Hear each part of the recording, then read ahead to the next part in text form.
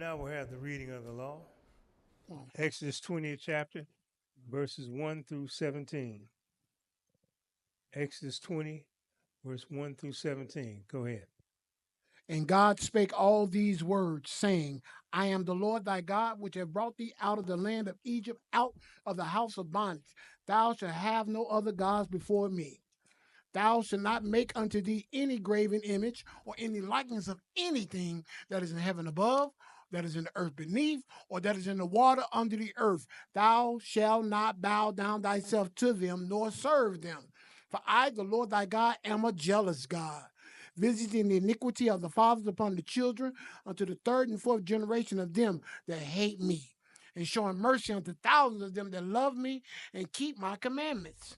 Thou shalt not take the name of the Lord thy God in vain, for the Lord will not hold him guiltless that taketh his name in vain. Remember the Sabbath day to keep it holy. 6 days shalt thou labor and do all thy work. But the seventh day is the Sabbath of the Lord thy God. In it thou shalt not do any work. Thou, nor thy son, nor thy daughter, thy manservant, nor thy maidservant, nor thy cattle, nor thy stranger that is within thy gates. For in 6 days the Lord made heaven and earth, the sea, and all that in them is, and rested the seventh day.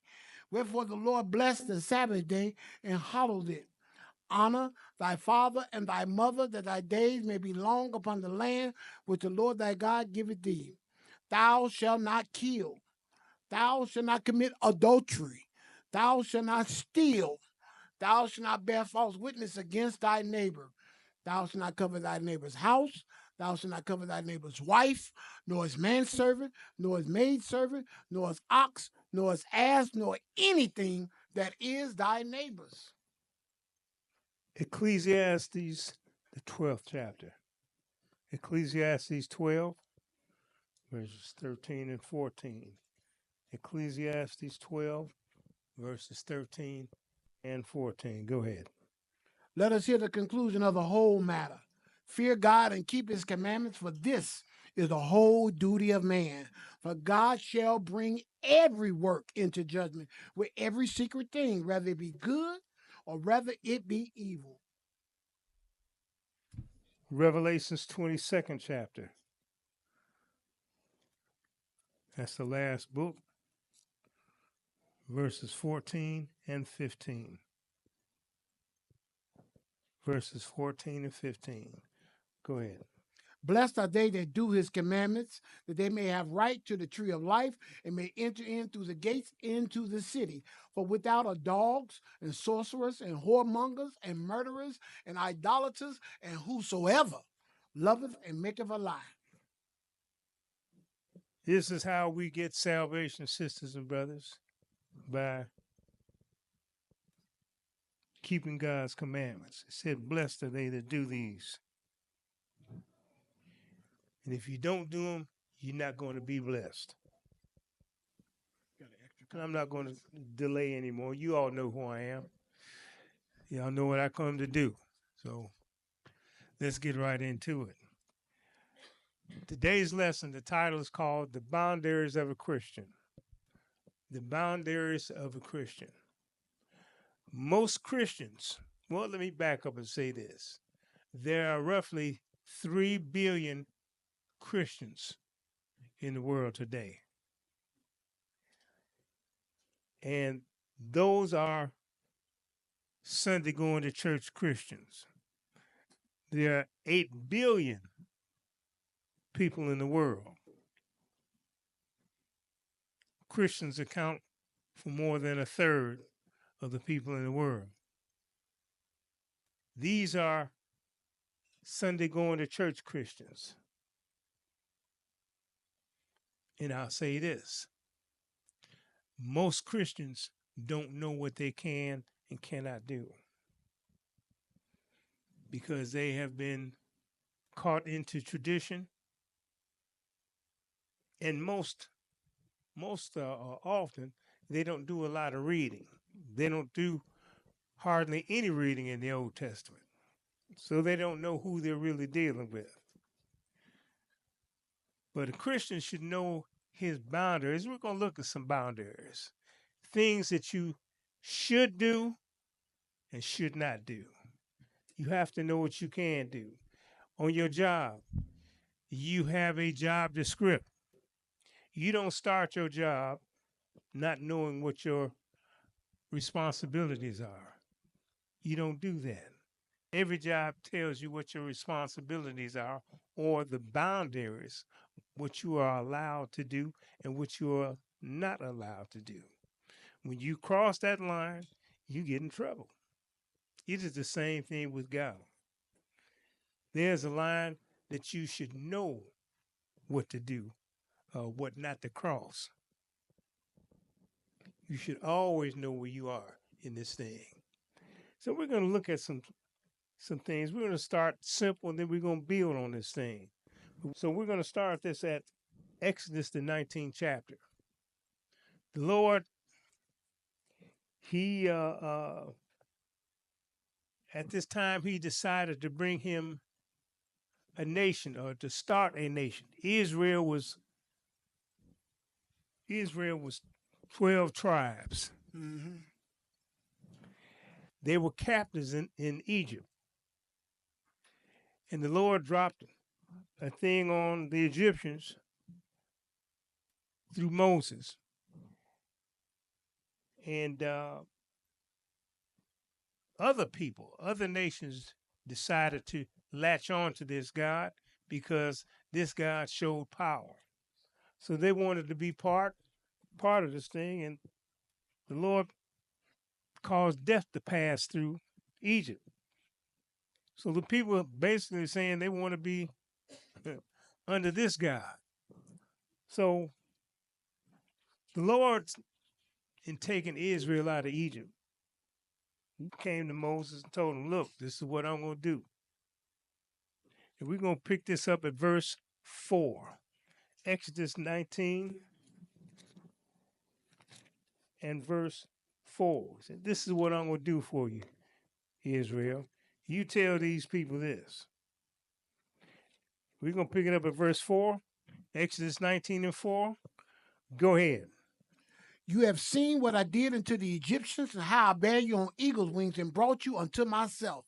Slow down, Robert. Don't speed. We're not going to race today. Okay. Go ahead.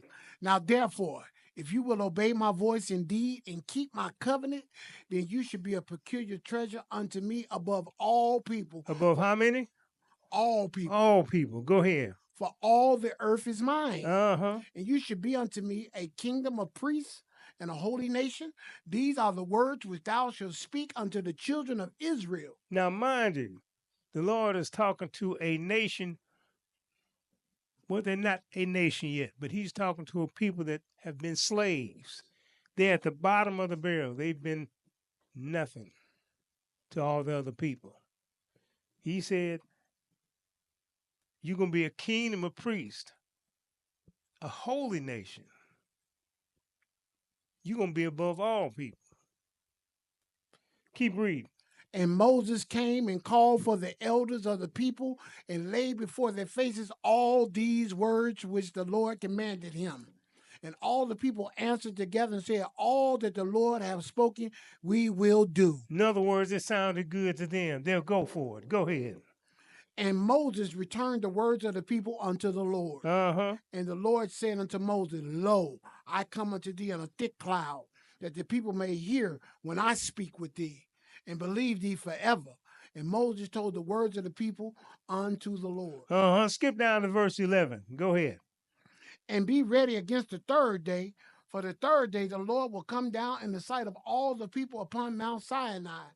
And thou shalt set bounds unto the people round about, saying, take heed to yourselves, that you go not up into the mount, or touch the border of it. Whosoever touch the mount shall be surely put to death. So right away, the Lord set a boundary that the people could not go past. And he told them, if you go past this boundary, you're going to get killed. Didn't nobody get killed? They paid attention to that boundary. Well, this is what we're talking about today, sisters and brothers. The boundaries, because if you don't keep the boundaries of the Lord, you stand a chance of getting killed. This is how serious this thing is. But verse 13, go ahead. There shall not a hand touch it, but he shall surely be stoned or shot through, Stoned or shot through by the bolt of lightning. Go ahead. whether it be beast or man. It shall not live. When the trumpet soundeth long, they shall come up to the mount. So the Lord said, I don't care who you are. Skip down to verse 19, and we're going to see what else he did. Verse 19, here he comes. Go ahead. And when the voice of the trumpet sounded long and waxed louder and louder, Moses spake, and God answered him by a voice. Uh-huh.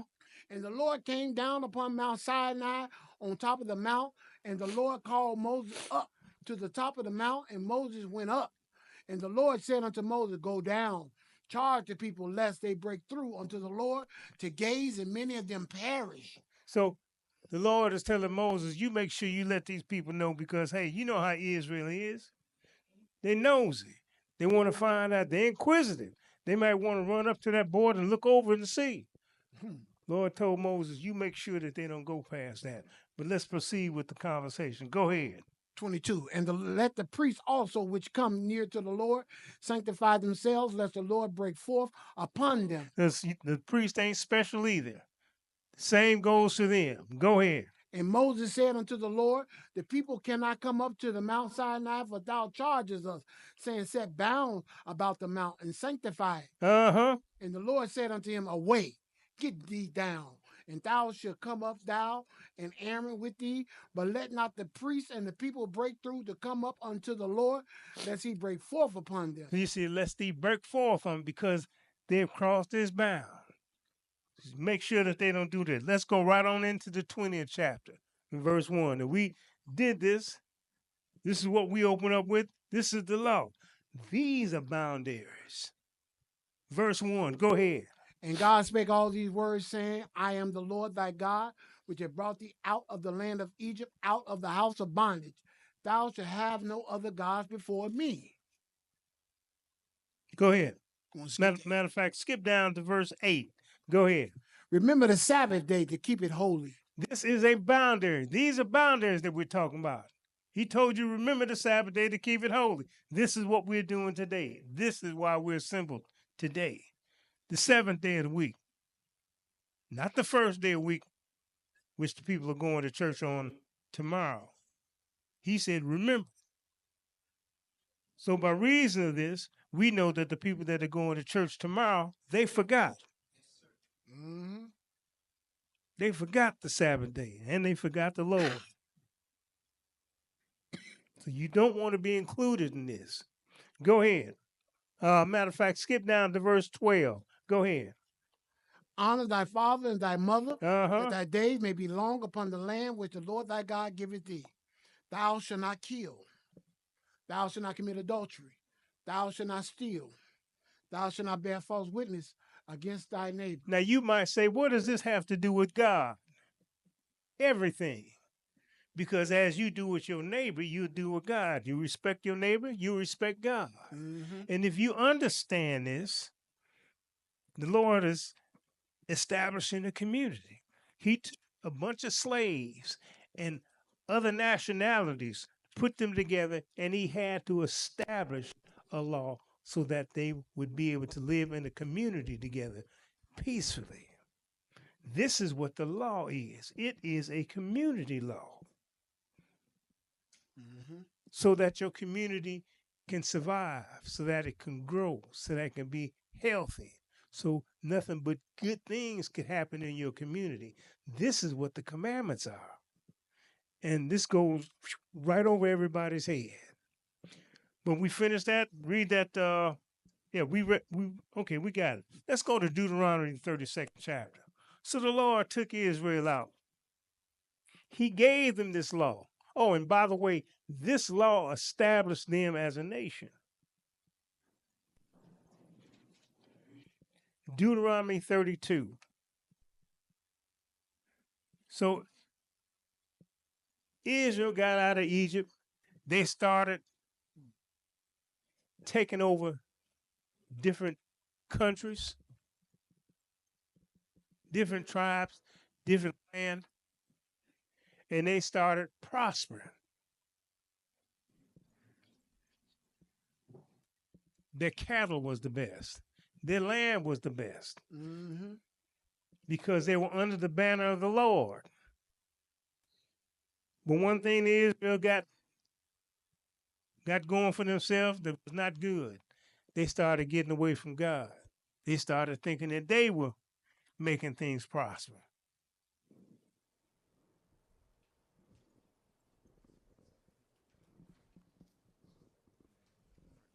That's a copy of the lesson? Yeah. Give me my lesson, man.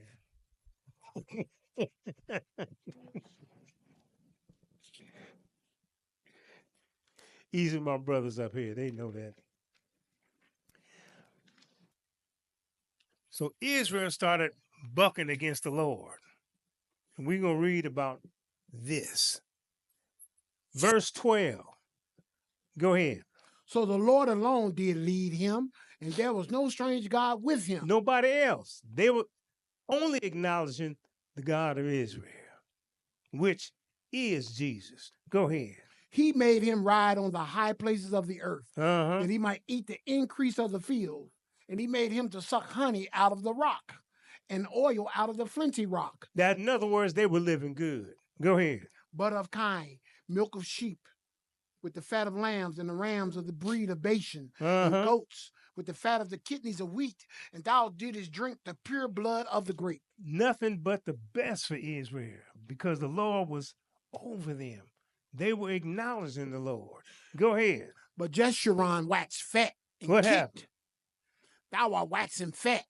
Thou art grown thick. Thou art covered with fatness. You got big-headed. Go ahead. Then he forsook God which made him, and lightly esteemed the rock of his salvation. He lightly esteemed the Lord. Go ahead. They provoked him to jealousy with strange gods. With abominations provoked they him to anger. In other words, they started giving their thanks to other gods. To Christmas, Easter, like we do today. And a whole slew of other gods. Go ahead. They sacrificed unto devils, not to God. To gods whom they knew not, to new gods that came newly up, whom your fathers feared not. Of the rock that begat thee, thou art unmindful. You forgot me. This is what the Lord is saying. You ain't thoughtful about me. Go ahead. And has forgotten God that formed thee. That's good. Forgot God that formed you. That made you, man. Made you, woman. Skip over to verse 20 and see what he said. I think the Lord got kind of upset with Israel. Go ahead. What did he do? And he said, I will hide my face from them. I will see what their end shall be, for they are a very froward generation. They're perverse people. Go ahead. Children in whom is no faith. Uh-huh. They have moved me to jealousy with that which is not God. They provoke me to anger with their vanities, and I will move them to jealousy with those which are not a people. You see what the Lord said? Because you provoke me to jealousy with no gods, with those that are not gods. Because these stones and these rocks and these statues that these people are building and bowing down to, they're not gods. But the Lord said, I'm going to provoke you to jealousy by putting everybody over you. This is what the Lord is doing. Go ahead.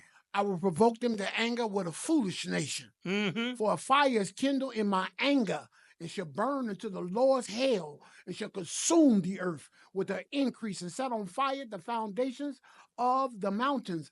I will heap mischiefs upon them. I will spin my arrows upon them. They shall be burnt with hunger and devoured with burning heat. You see what the Lord is saying? He said, I'm going to mess with you now. You mess with me, I'm going to mess with you. You made me jealous. I'm going to mess with you.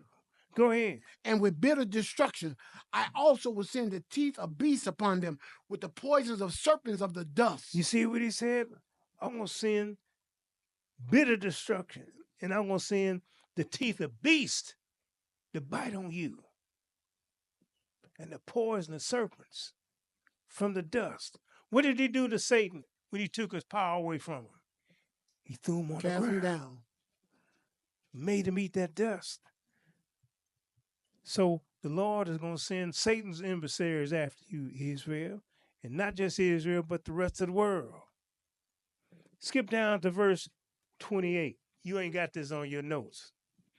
Go ahead. 28. For they are a nation void of counsel, neither is there any understanding in them. Oh, that they were wise, that they understood this, that they would consider their latter end. Lord has said, oh, if they would have understood this, because what they doing is going to hurt them in the latter end. Go ahead. How should one chase 1,000 and two put 10,000 in flight, except that rock has sold them and the Lord has shut them up? Could nobody do what's being done to you unless the Lord allowed it to happen to you? Man couldn't get together any kind of plan to do this to you, but the Lord allowed it. Go ahead. For their rock is not as our rock, even our enemies themselves being judges. The Lord is saying these other nations, God, it ain't like our God. It ain't like our rock. When we serve God in the truth, ain't no God like our God. Go ahead. For their vine is of the vine of Sodom. He said their vine, what they're drinking, what they're being served to worship or to learn how to worship is the vine of Sodom. You know what Sodom is popular for? Homosexuality. Go ahead. And of the fields of Gomorrah, their grapes are grapes of gall. Their clusters are bitter. And look what the Lord said about this stuff, because you find this going on in them churches all the time. Homosexuality. Go ahead. See what the Lord said. Read 33 and keep going. Their wine is the poison of dragons and the cruel venom of an asp. Is not this laid up in store with me and sealed up among my treasures? You see what the Lord said? This is one of my treasures. This is what I do. This is not saying that this is precious to the Lord. This is one of the things that the Lord got, like you say, in his pocket for you when you get beside yourself. I put this on you when you start bucking against me. I put that homosexuality thing out there. Like he tell you about in Romans, the 1st chapter. When you see a pastor doing that thing, you know that he's gotten away from the Lord. And when you see that thing, you know that God is not there. You have to pick your hat up and get up out of there. The Lord said, these are some of the things that I do. Go ahead, read that 35. Go ahead. To me belongeth vengeance and recompense. Their foot should slide in due time, for the day of their calamity is at hand, and the thing that shall come upon them make haste. You see, this is what the Lord does. Let's go to Ezekiel, the 22nd chapter. See, the people got beside themselves. So because the people got up beside themselves, the Lord said, I'm going to send you some pastors according to your wicked heart. You want to go the wrong way? You want to come up against me? I'm going to give you some people that's going to lead you wrong.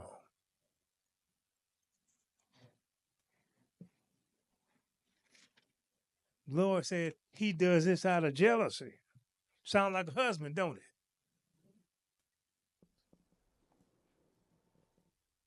Verse 4. Ezekiel 22 and verse 4. But this stuff is happening because Israel crossed the line. You forgot your God. You didn't want to serve him.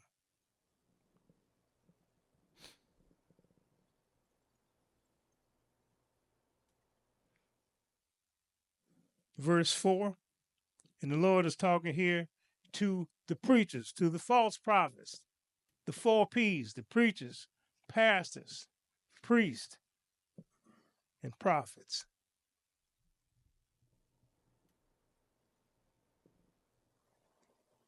Almost sound like the commercial with the 3 P's, right? Mm-hmm. Price, price, price. But these are 4 P's. Verse 4, go ahead.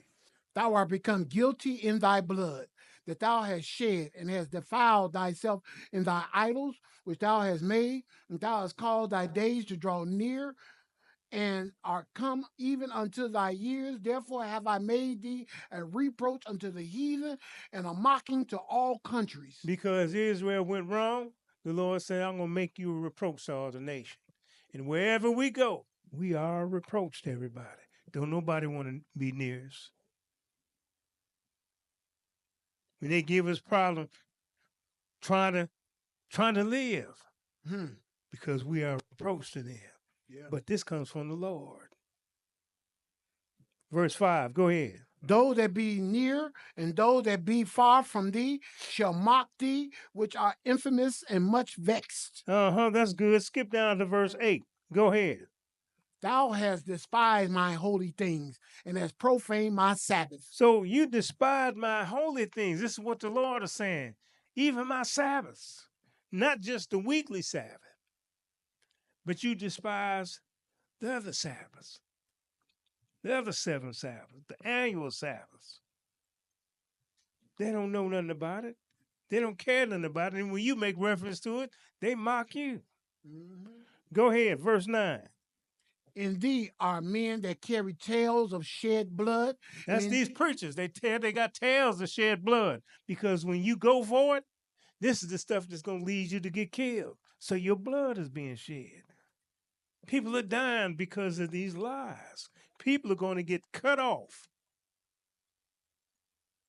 and go into the lake of fire because of these false prophets. Go ahead.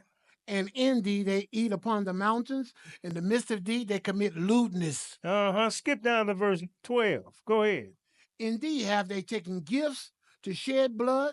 Thou hast taken usury and increase, and thou hast greedily gained of thy neighbors by extortion, and hast forgotten me, said the Lord God. The Lord don't like to be forgotten, especially when he made you. Skip down to verse 25. Go ahead. There is a conspiracy of her prophets in the midst thereof, like a roaring lion, ravening the prey. They have devoured souls. They have taken the treasure and precious things. They have made her many widows in the midst thereof. They have conspired. This is a conspiracy because they're all preaching the same lie on the same day. And all of it is to get you cut off if you go forward, because you don't know your boundaries, or you don't respect the boundaries. Everything has boundaries. Everything does. Or you want to reword it, look at it different. Everything has a definition. You are defined by something. You have boundaries. Your skin is a boundary for everything else outside.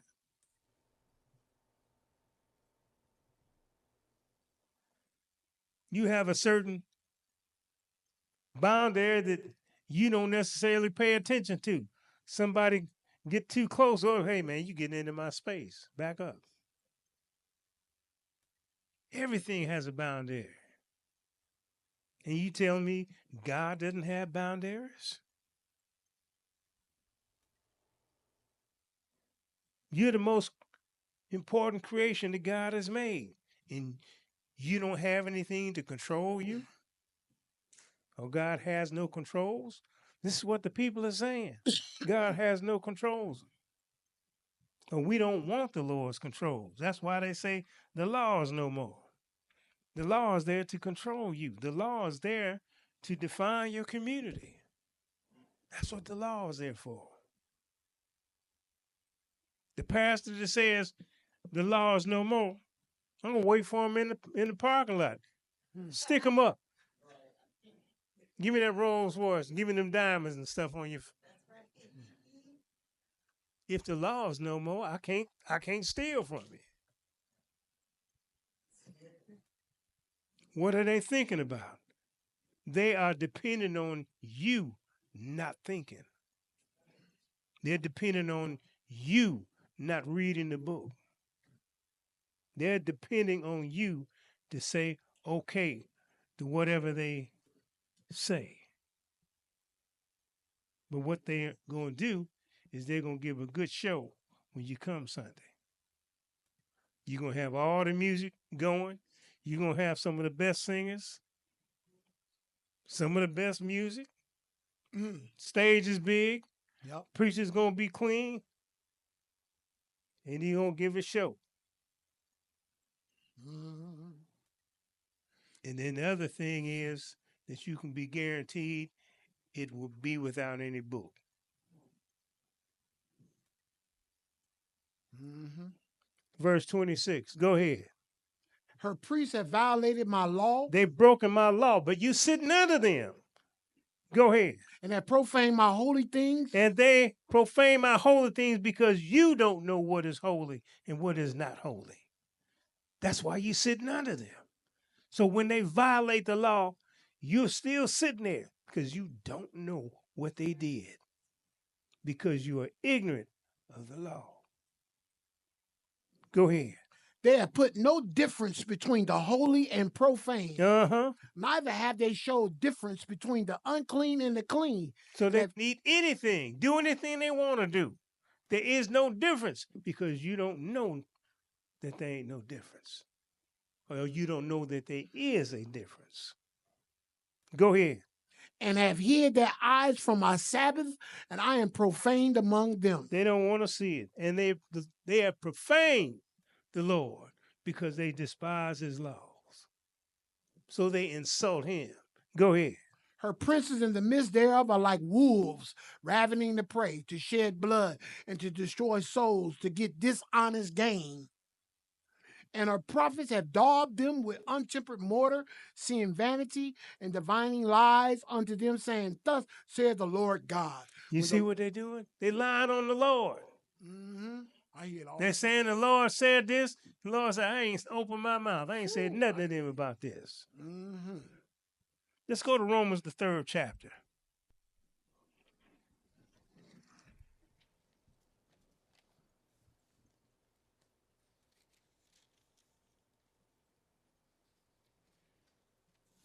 $3 billion people tomorrow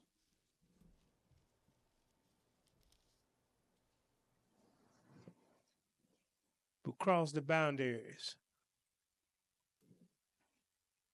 And what they don't understand is the Lord ain't with them at all on tomorrow.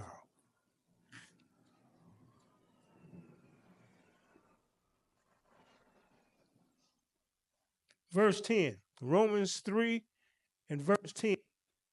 And this is what Paul was saying about these preachers, even amongst the Gentiles.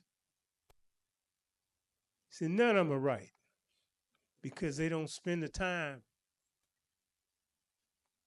to uphold the Lord's law and to find out what it says and to teach the people. Mm-hmm. Go ahead. As it is written, there is none righteous, no, not one.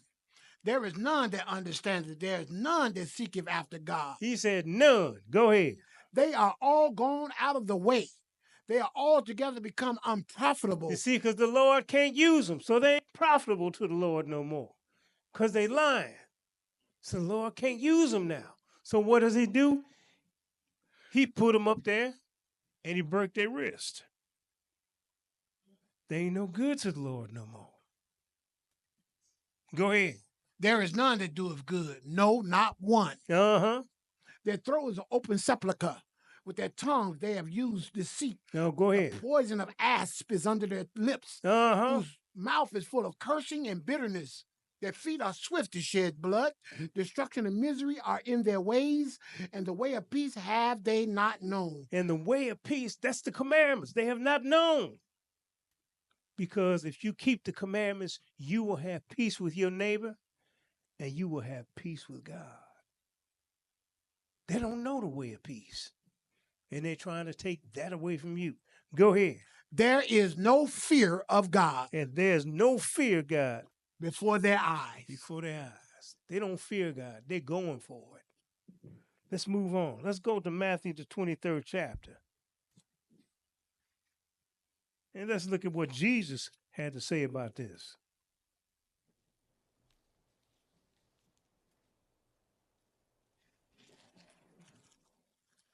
Jesus didn't go for it either.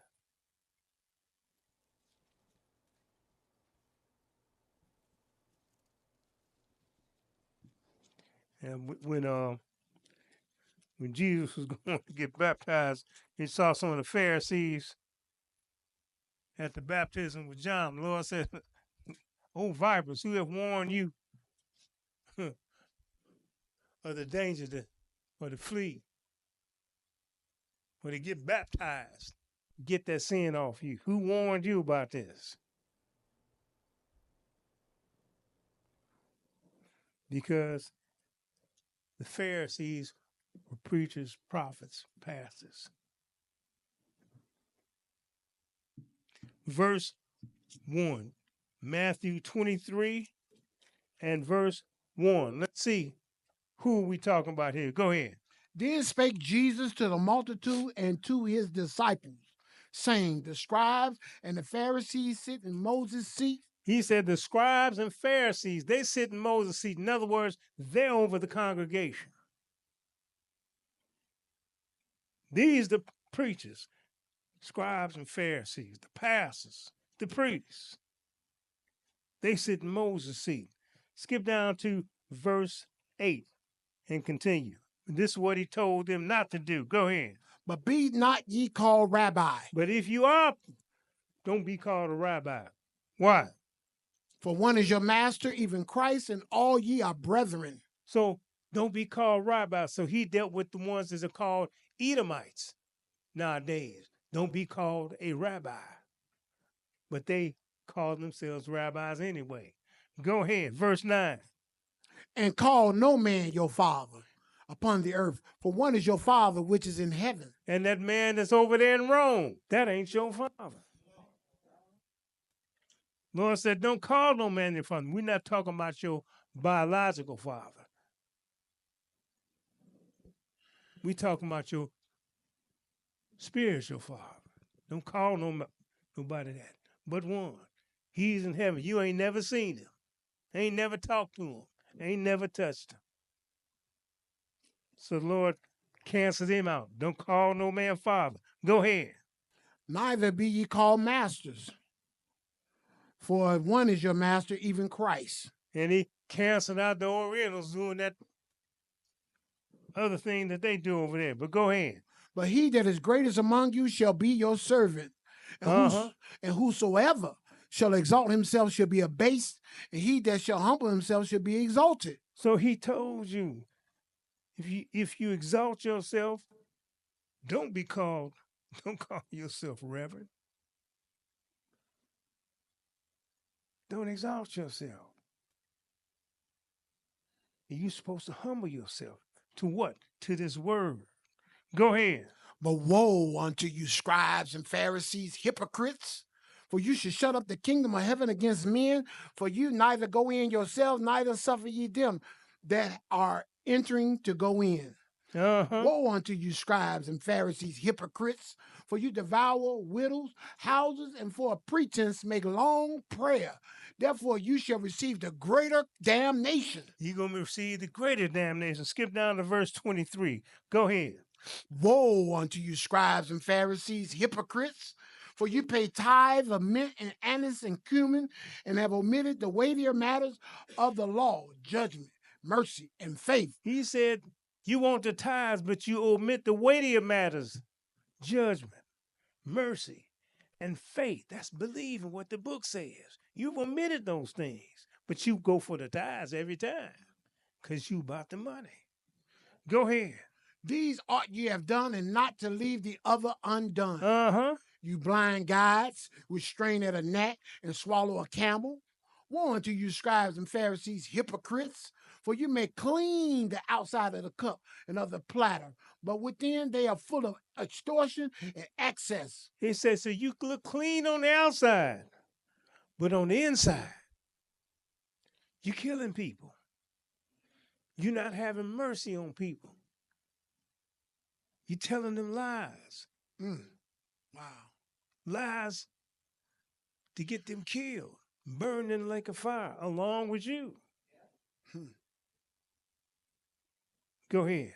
Thou blind Pharisee, cleanse first that which is within the cup and platter, that the outside of them may be clean also. Woe unto you, scribes and Pharisees, hypocrites! For ye are like unto whited sepulchres, which indeed appear beautiful outward, but are within full of dead men bones and of all uncleanness. You see what he said? But this is what the Lord said about them. Verse 33, go ahead. Ye serpents, ye generation of vipers, how can you escape the damnation of hell? So this is what Jesus said about them. He called them vipers, snakes, and asked him, how can you escape the damnation of hell? You doing all this destruction. He's saying, really, you ain't going to escape it. Wow. Let's move on. Let's go to Malachi, the 22nd chapter. It's another thing. When you stand up here, you got to be on your job. I ain't trying to get burned.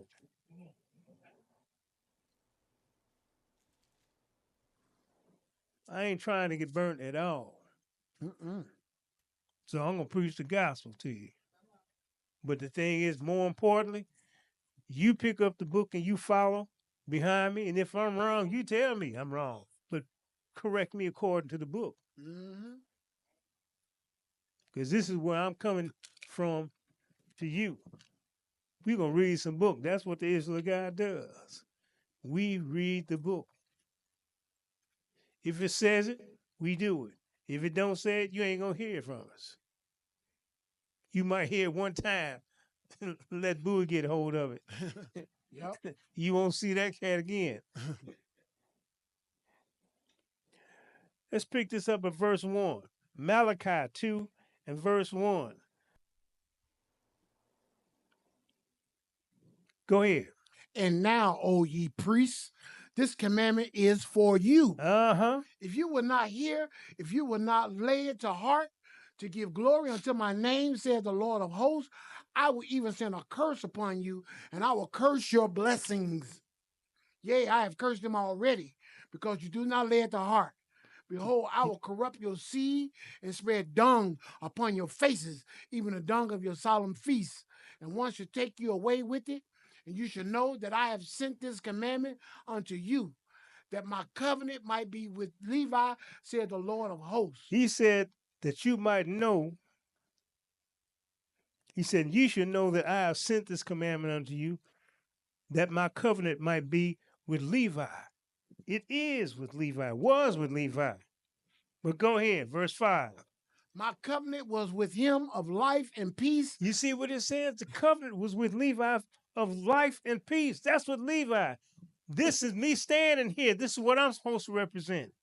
Life and peace to you all. Because the Lord give me understanding to tell you what he wants from you. Life and peace.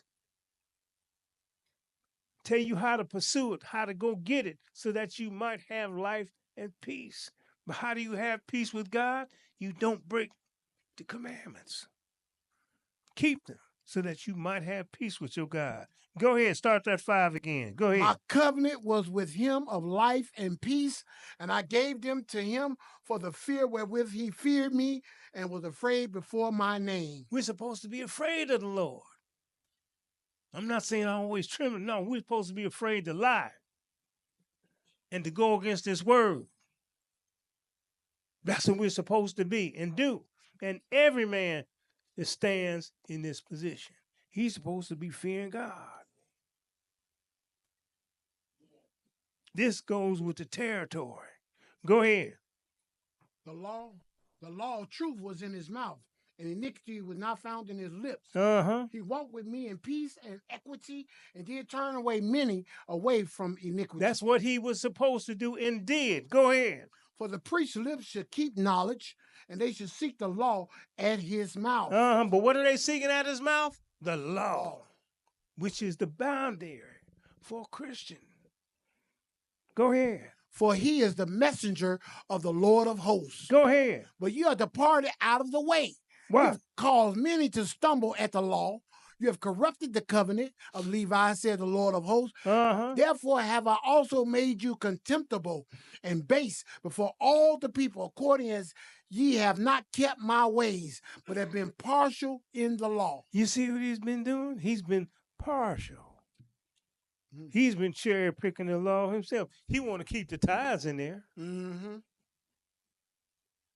but he wants you to break the Sabbath.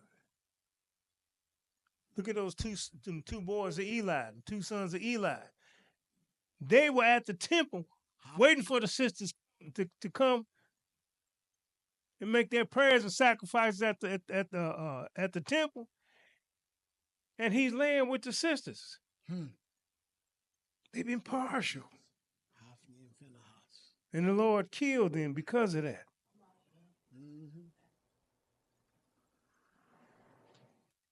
You got to come with the same, sisters and brothers. Let's go to Hosea, the 8th chapter.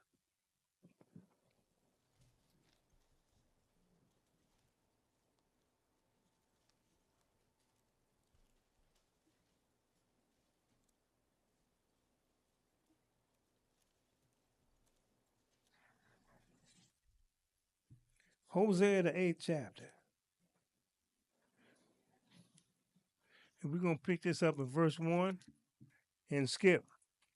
Hosea 8 and 1. Go ahead, Rob. Go ahead. Set the trumpet to thy mouth.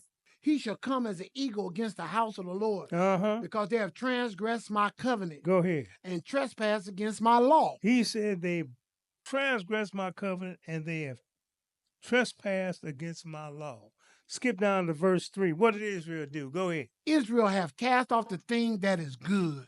The enemy shall pursue him. He said Israel has cast off the thing that is good. What? The law.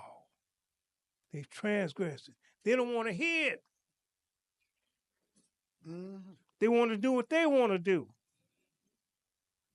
But guess what? Everybody wants to do what they want to do, but you can't, because there are consequences. And you have to figure out, can I pay or can I stand to pay the consequences? No, you cannot. If you think you can stand the lake of fire can make Satan and his angels yell. Who are you? Better reconsider that and stop being foolish. Verse 12. What does it say about this to Israel? Go ahead. I have written to him the great things of my law, but they are counted as a strange thing. Yeah, that's what they are counted as, a strange thing. This law. What you mean a law? What you mean I got to keep the Sabbath day? What you mean I can't steal? What you mean I can't take that? He don't need that. I'm gonna take it. That ain't how it goes.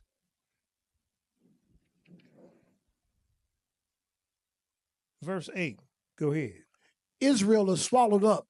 Now shall it be among the Gentiles as a vessel wherein is no pleasure. Now, because you don't want to keep the Lord's law, Israel, he put you among the Gentiles.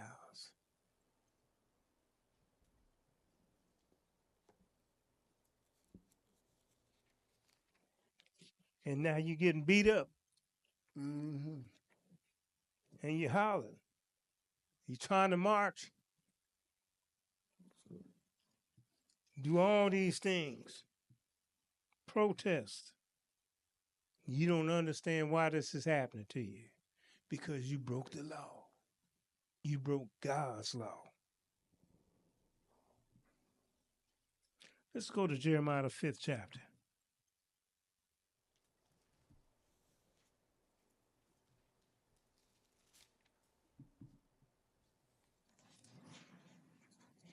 Jeremiah, the 5th chapter.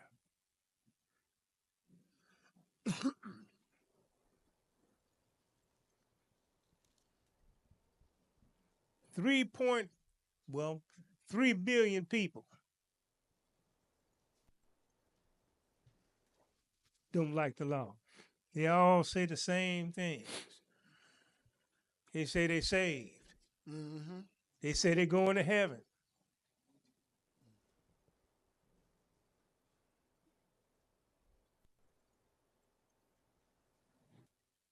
They say all these things. Let's pick this up at verse 19.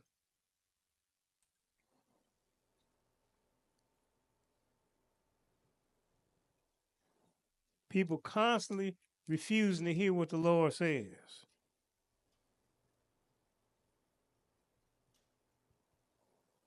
So I guess the Lord is going to change the law because of their yelling hard, Mm-hmm. yelling loud. Verse 19, go ahead. And it shall come to pass when you shall say, wherefore doeth the Lord our God all these things unto us? Then shalt thou answer them, like as you have forsaken me and served strange gods in your land, so shall you serve strangers in a land that is not yours. So you ask, why is the Lord doing this to us? The Lord is just simply saying, because you forgot me. You forgot me in your actions.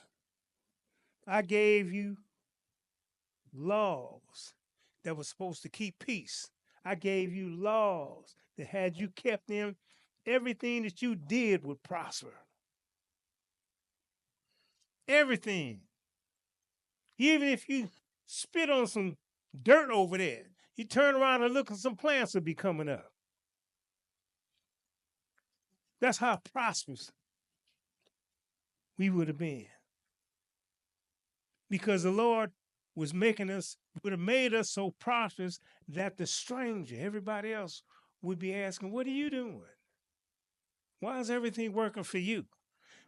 Our answer would be because we serving the Lord God of Israel, keeping his laws and commandments. Mm-hmm.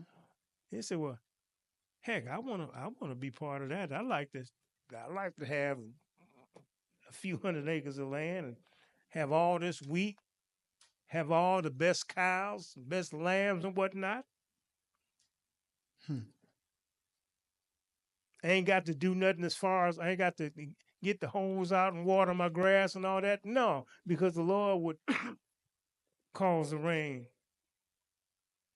to fall right when it's supposed to. Make it rain so that your crops will grow at its optimum best. These things the Lord would do to his servants had we kept his law. But now, even we are among the Gentiles.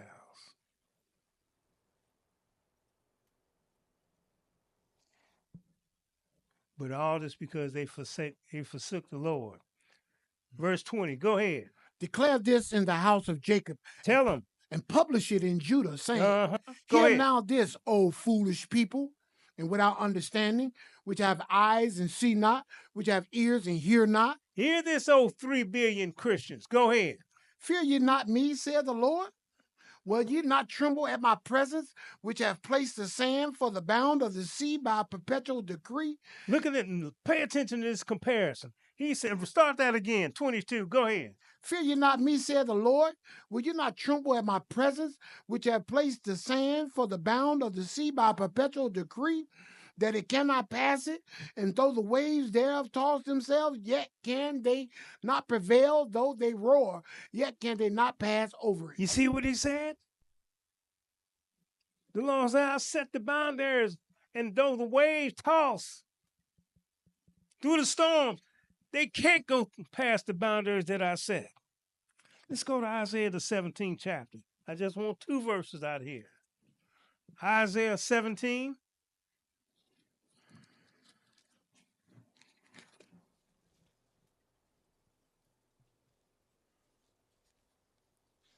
The Lord said, you won't fear me? I got all this power? You gonna disobey me when I tell you no?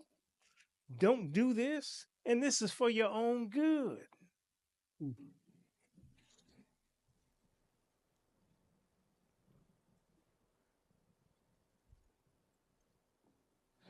this is what the Lord likens the ocean and all this water. This is what he likens it to. Verse 12. Go ahead. Woe to the multitude of many people, which make a noise like the noise of the seas. So this is the people that's making a noise like the water of the sea. Go ahead. And to the rushing of nations that make a rushing like the rushing of mighty waters. You see what he's saying? To make this noise, because when you get a whole bunch of people, that's what they sound like.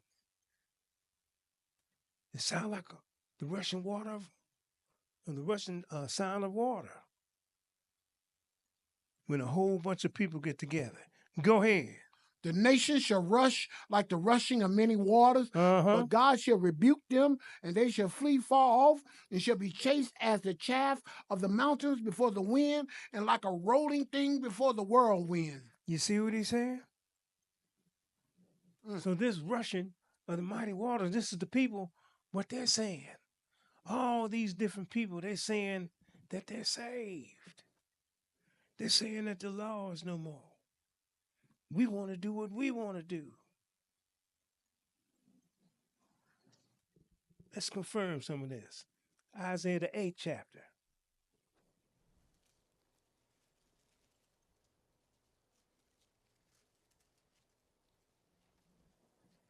Isaiah 8, and let's pick this up at verse 15. Now, this particular, you say this might not have nothing to do with it. I beg to differ with you.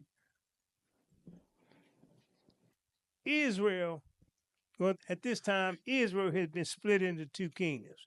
You had Israel and you had Judah.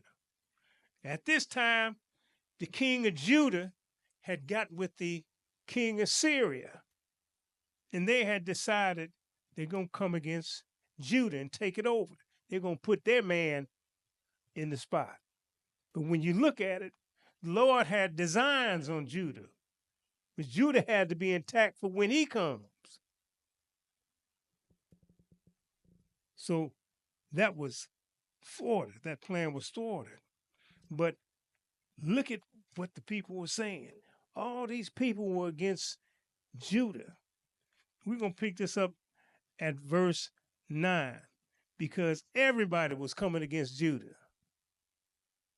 And it looks like Judah was getting ready to go down the drain. But this is what the prophet Isaiah was saying. Verse 9. Isaiah 8 and verse 9. Go ahead. Associate yourselves, O ye people. That means, you people, you come together. You have an association. Go ahead. And ye shall be broken in pieces, and give ear all ye of far countries. All you different nations now. Go ahead. Gird yourselves, and you should be broken in pieces. Gird yourselves, and you should be broken in pieces. So it don't matter what you're doing. You're going to be broken in pieces. Go ahead. Take counsel together. Get together. Take counsel. Go ahead. And it shall come to naught. It's going to come to nothing. Go ahead. Why? Speak the word, and he shall not stand. Why? For God is with us. God is with us. Go ahead. For the Lord spake thus to me with a strong hand, and instructed me that I should not walk in the way of this people, saying, Say ye not a confederacy to all them to whom this people shall say a confederacy. Neither fear ye their fear, nor be afraid. So the Lord told him, he said, don't be like these people. Don't be like these people, even though there's a whole bunch of them. And it's a popular thing to be with these people. But he said, don't be like them. He said, even though they got a confederacy, don't fear like they fear. Don't be afraid of them. What did he say in verse 13? Go ahead. Sanctify the Lord of hosts himself, and let him be your fear, and let him be your dread. He said, sanctify the Lord of hosts, and let him be your dread. Fear him. What does the book tell you? What Ecclesiastes said? He said, let us hear the conclusion of the whole matter. Right. But he told you, fear the Lord. The fear of the Lord. That's the beginning of wisdom. You fear God. Verse 14, what did he say? And he shall be for a sanctuary, but for a stone of stumbling, for a rock of offense to both the houses of Israel, for a gin and for a snare to the inhabitants of Jerusalem. He said the people are going to stumble at Jesus. They don't even know the real Jesus because they don't take the time to read. They don't take the time to keep his law. Verse 15, go ahead.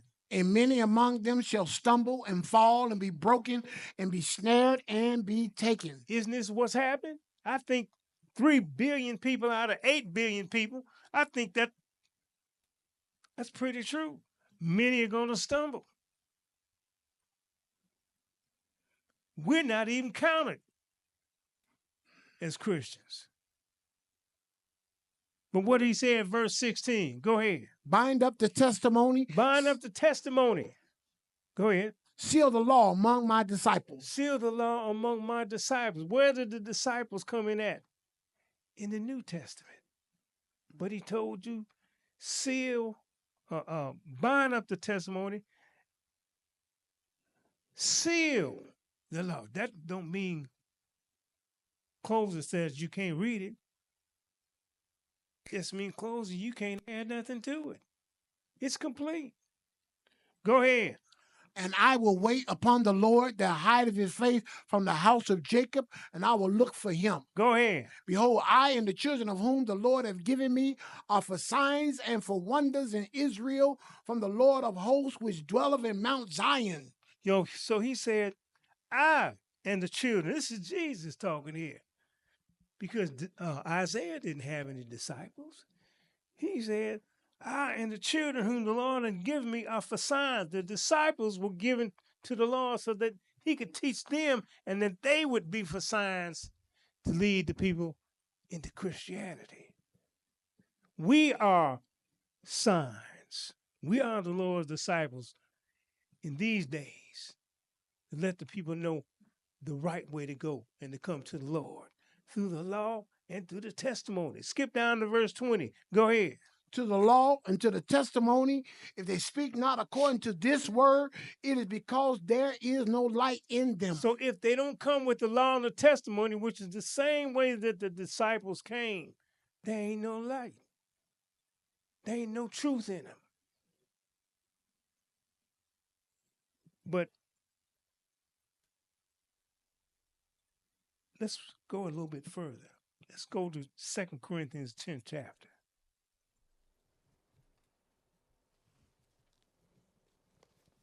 See, because a lot of people say, I want to be part of this popular movement. I'm part of the Bible Belt, the Southern Christian thing. I want to be Presbyterian. I want to be Baptist. Lutheran. Episcopalian. I want to be methodical.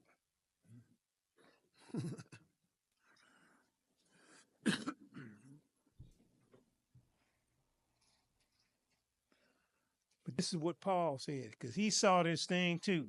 He saw people taking sides, thinking that because you got the numbers that you can force issues. They don't stand with God. That's right. Make it clean. Make it plain. Not only that, God said he don't change. So you know he ain't going to listen to you. Not on stuff like this. Pick this up at verse 12. And you still got all these people yelling and hollering because they are the majority out here, saying that they're saved and that they're going to heaven and all this. But this is what Paul saw. Verse 12, go ahead. For we dare not make ourselves of the number or compare ourselves with some that commend themselves. Slow down, Robert. Mm-hmm.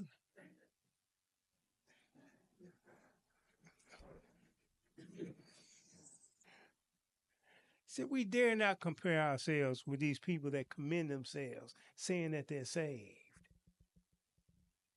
We don't compare ourselves with them. Why don't we compare ourselves with our Sunday Christian brothers and sisters? Why? Go ahead. But they, measuring themselves by themselves and comparing themselves among themselves, are not wise. He said they're measuring themselves amongst themselves. Yeah, they'll say that they're saved, that they're going to heaven because they measuring themselves with each other. But we can't. Go ahead. But we will not boast of things without our measure. He said, but we're not going to boast of things without our measure. What is our measure? This is our measure right here. The book. Because the book don't tell me I'm saved. The book don't tell me I'm going to heaven. I can't say those things because the book don't support it. That's your measuring stick. Mm-hmm. If my measuring stick said that I was saved, I'd say it. But my measuring stick don't say I'm saved. And that's the law that's within this book. The law doesn't support those things. So I can't get on board with them. You can't get on board with them and be right with the Lord. Go ahead. Read that 13 again. But we will not boast of things without our measure, but according to the measure of the rule which God hath distributed to us, a measure to reach even unto you. But he said, but according to the measure of the rule which God hath distributed to us. This book has been distributed to us. This is the book. This is what you measure things by. You can't go past this. Go ahead. Verse 14. For we stretch not ourselves beyond our measure, as though we reach not unto you. For we are come as far as to you also in preaching the gospel of Christ. You see what it says? We don't stretch ourselves past what the book tells you. The book don't tell me that. So I can't stretch past that. And you can't either. This is what the book is saying. It's all here. You got to stay on the page. Do what thus saith the Lord. Read that 15. Go ahead. Not boasting of things without our measure, that is of other men's labors, but having hope when your faith is increased, that we shall be enlarged by you according to our rule abundantly. Skip down to verse 18. See what it says. Go ahead. For not he that commendeth himself is approved. Hold it. For not he that is commended himself. Wait a minute. For not he that commendeth himself is approved. You see what it's saying? Because I say that I'm saved, don't make me approved. Go ahead. But whom the Lord commendeth. But whom the Lord commended. What did the Lord say about you being saved? He told you, he that shall endure until what? The end. The end is when you get commended. You can't go past that. You understand what I'm saying? Mm-hmm. Let's move on. Let's go back to Jeremiah, the 5th chapter. Jeremiah 5.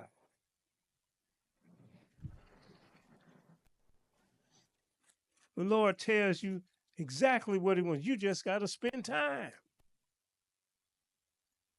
I used to tell my daughters when she come home not understanding the mathematics or arithmetic in the old days. I don't know what they call it nowadays. But I used to tell her, when you're having a problem, you got to spend time with it. You got to spend time with these numbers. You got to turn them inside out. When you see 15, what makes 15? You deal with your multiples of 15. Or what numbers, what combination of numbers make 15? So when you see that combination, you automatically know 15. It's the same thing with anything in this book. You have to spend time with the book. You spend time with the book, the Lord will show you things, show you places where he talks clearly of things. Let's pick this up at verse 23. Jeremiah 5 and 23. We're picking up where we left off at. People are not listening to the Lord. Go ahead. But this people have a revolting and a rebellious heart. They are revolted and gone. And they are, because they don't want to hear this thing. They're still saying that they're saved and that they're going to heaven and many other things. Go ahead. Neither say they in their heart, let us now fear the Lord our God, that giveth rain, both the former and the latter in his season. He reserveth unto us the appointed weeks of the harvest. He said he reserveth for us the appointed weeks of harvest, because the time for you to be saved is appointed. It's at the end of the harvest. This is what the Lord is saying here. It's right here. But they want to get past that. Go ahead, verse 25. Your iniquities have turned away these things, and your sins have withholden good things from you. Uh-huh. For among my people are found wicked men. They lay wait, as he that setteth snares. They set a trap, they catch men. These men don't want to let you understand. And as long as you sitting under them, they're going to keep you from understanding. They're going to divert your attention. They're going to keep you entertained. They're going to keep your attention focused on dazzling lights and all this stuff, rather than teach you sound knowledge, give you sound understanding, give you what thus saith the Lord, and teach you the law, your boundaries, so that you for sure can walk in certainty doing what you need to do to make your way prosperous in his word. Read that 27. Go ahead. As a cage is full Matter of of fact, birds. Read 26 and go on in. Go ahead. For among my people are found wicked men. They lay wait, as he that setteth snares. They set a trap, they catch men. Uh-huh. As a cage is full of birds, so are their houses full of deceits. Their houses are filled up tomorrow. Go ahead. Therefore they are become great and waxing rich. They have made themselves great and very rich. Go ahead. They are waxing fat. Uh-huh. They shine. They shine. You see what the lights, cameras, action. Big TV stars and whatnot. They were big then, but they're really big now. All this technology. But they ain't preaching no truth. No truth. Go ahead. They overpass the deeds of the wicked. They judge not the cause of the fatherless, yet they prosper, and the right of the needy do they not judge. Uh-huh. Shall I not visit these things, saith the Lord? Lord said, shall not I come and check them out? I'm going to visit you, mister, Mrs. I'm going to visit you. Go ahead. Shall not my soul be avenged on such a nation as this? You see what the Lord says? I'm going to avenge myself on these people, because you are killing people. You're killing people. These people are dying, and they're going into the fire with you. But there's no reason why they should go. Let's move on. Let's look at some boundaries, some real boundaries. And you tell me, can these things be changed? Let's go to Genesis, the first chapter.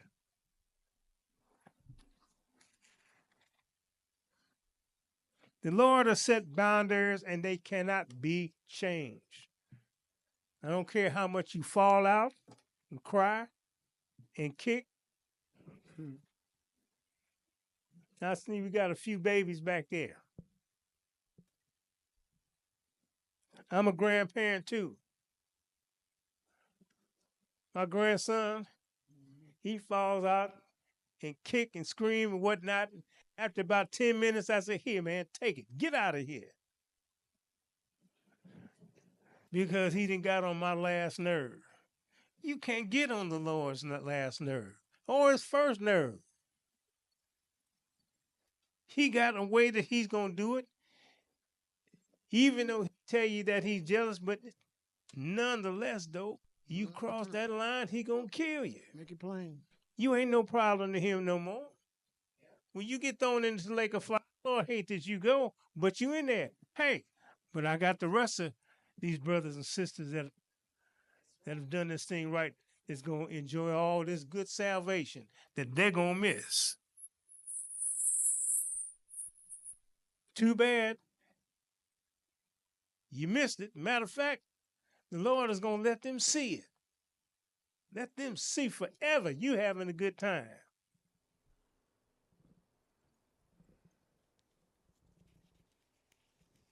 Now you wrap your mind around that.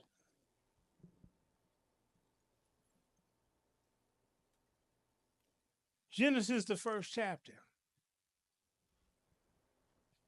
and verse 1. Genesis 1 and 1. Go ahead. In the beginning, God created the heaven and the earth. And the earth was without form and void, and darkness was upon the face of the deep, and the Spirit of God moved upon the face of the waters. And God said, "Let there be light," and there was light. And God saw the light that it was good, and God divided the light from the darkness. And God called the light day, and the darkness he called night, and the evening and the morning were the first day. Go ahead. And God said, "Let there be a firmament in the midst of the waters, and let it divide the waters from the waters." So the first thing I want to say is this. When he divided the day from the night, there was a division there. It had to be in line. There wasn't no sun. Not on this day, first day. He didn't bring the sun around, to the fourth day? So there had to be a division there. Same thing with the firmament being put in the middle of the water. There was water, and all of a sudden there's a firmament in between the water. Now there's water up here and water down there. A division, a boundary, sisters and brothers.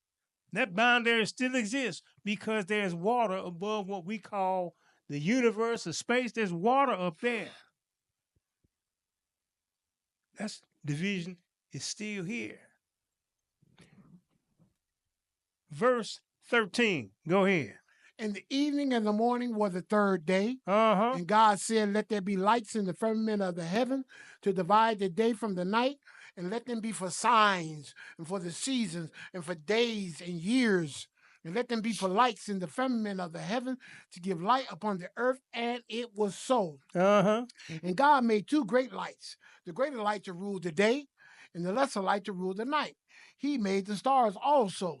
And God set them in the firmament of the heaven to give light upon the earth, and to rule over the day and over the night, and to divide the light from the darkness. And God saw that it was good. And the evening and the morning were the fourth day. But he made the two great lights. Two great lights, the sun and the moon. The sun rules over the day, and the moon rules over the night. Have you ever seen them switched? Nope. You ever seen the moon come up in the daytime and rule? Or brighter than the sun? It don't change. Let's move on. Skip over to verse 31 and see what the Lord did. Go ahead. And God saw everything that he had made, and behold, it was very good. And the evening and the morning were the sixth day. Go right on into 2. Go ahead. Thus the heavens and the earth were finished, and all the hosts of them. And on the seventh day, God ended his work which he had made, and he rested on the seventh day from all his work which he had made. Now, okay, go ahead. And God blessed the seventh day and sanctified, because that in it he had rested from all his work which God had created and made. So that's good.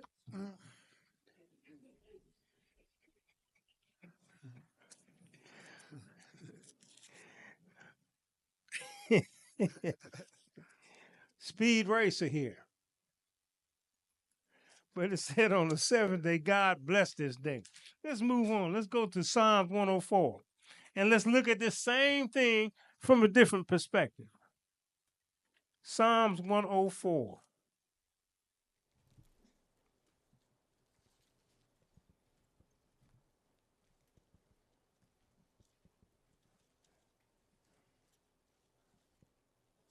Psalms 104.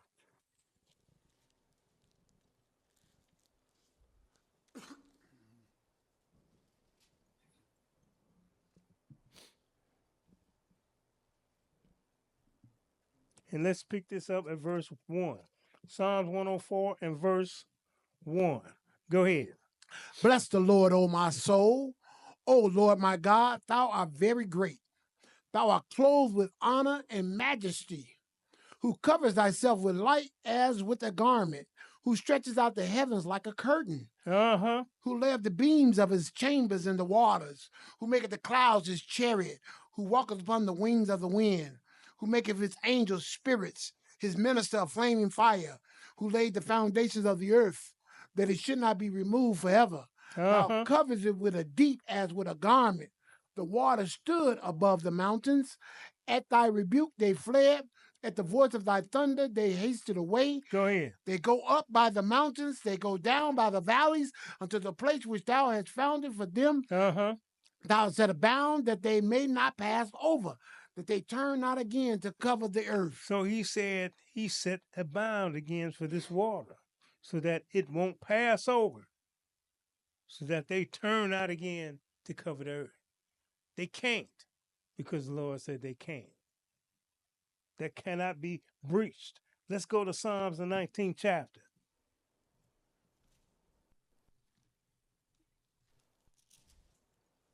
Psalms 19.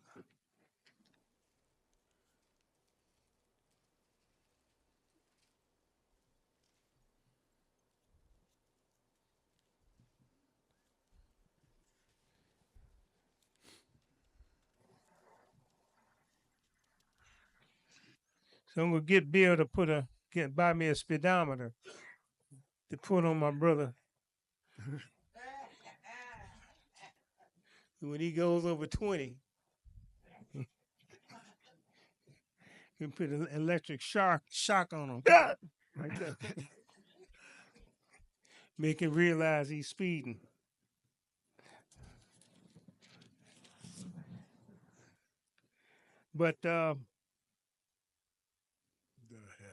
But this is good though.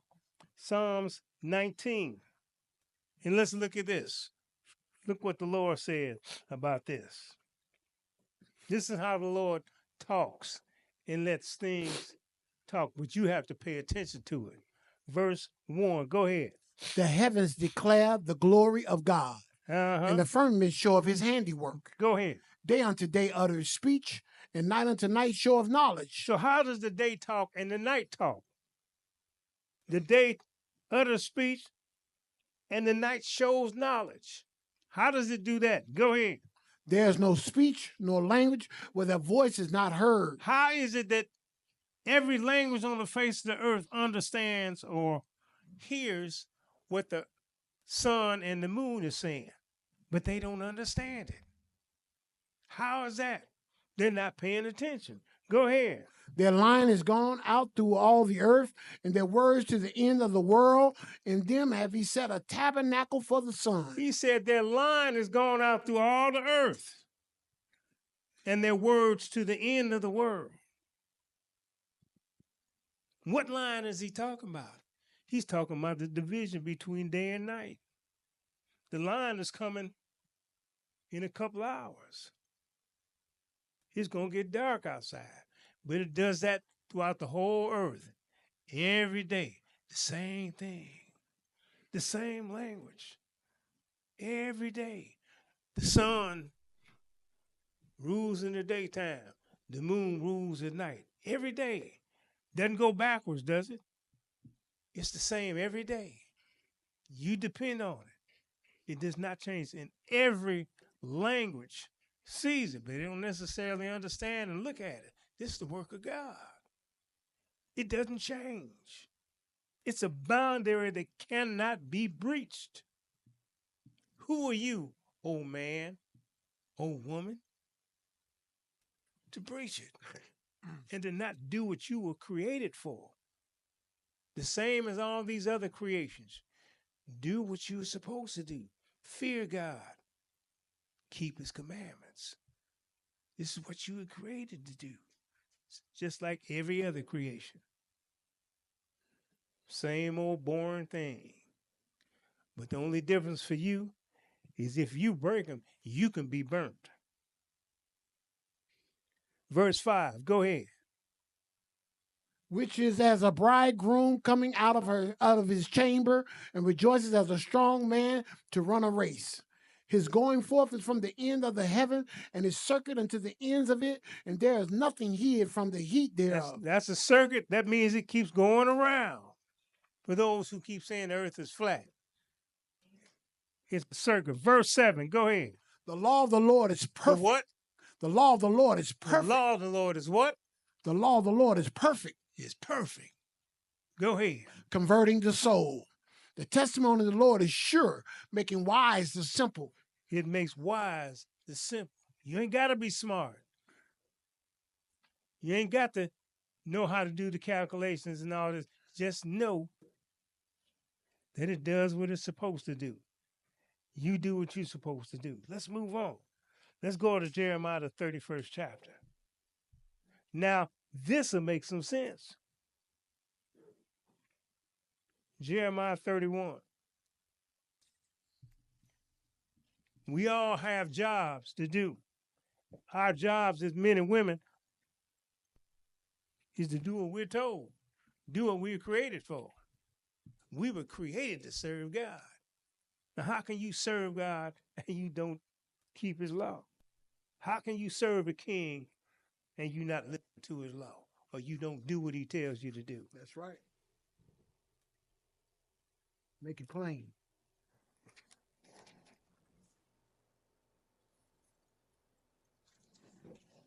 Those are things that should not be. Surely those people exist for a time, for a limited time. Because the Lord desires his creation to serve him, to do what he says.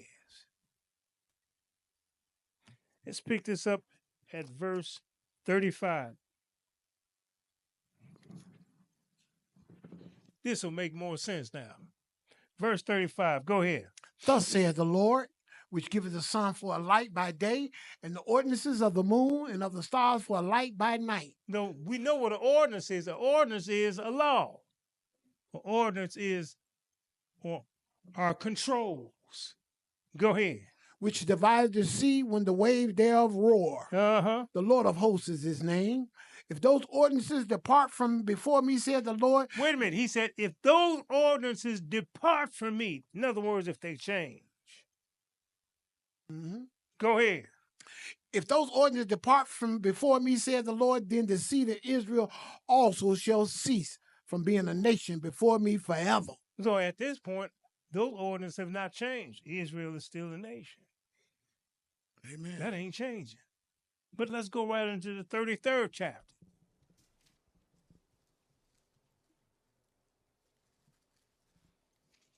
If one thing changes, there's a whole lot of other things that are subject to change. And you throw things off the way they should. Let's pick this up at verse 14, Jeremiah 33. Because these things that we're reading about are dependent on things staying the same. But if they change, certain things that we depend on happening, they're not going to happen.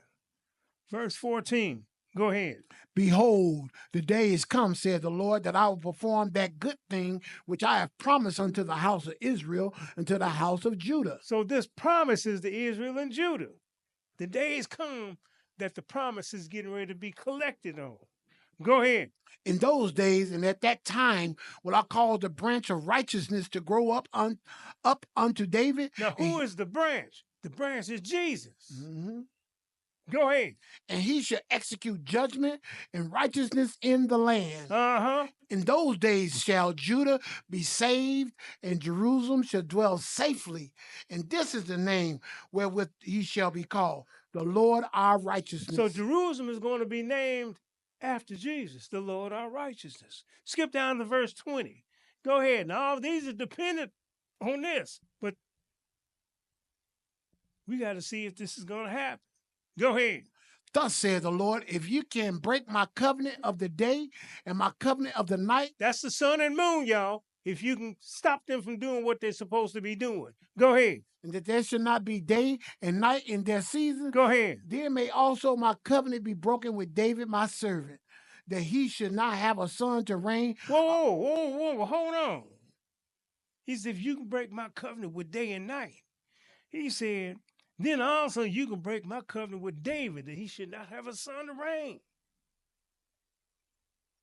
Then that means that Jesus ain't going to rule in Jerusalem. You think the Lord is going to stop day and night because of that? No, no, no. Can't be changed. Go ahead. He should not have a son to reign upon his throne, and with the Levites, the priests, my ministers. They even going to be back to keeping their covenant. Go ahead.